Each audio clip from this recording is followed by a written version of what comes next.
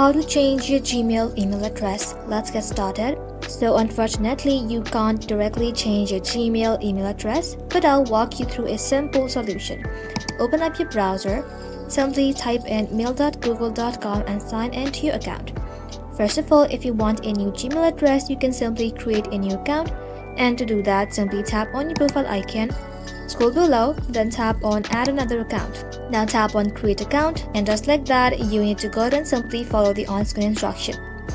Add your first name, last name, username, and password. Once the new account has created, you can easily switch between your old account and your new Gmail account. Now let's set up email forwarding from your old account to your new account.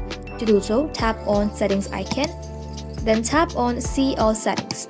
Then search here, you will be able to find an option that says forwarding and POP. Tap onto it. Now click on add a forwarding address. Inside this box, you will need to type in your new email address, and once you enter it, simply tap on next. Now follow the on-screen instruction to confirm the forwarding, and after this, all of your emails from old Gmail account will be automatically forwarded to your new ones.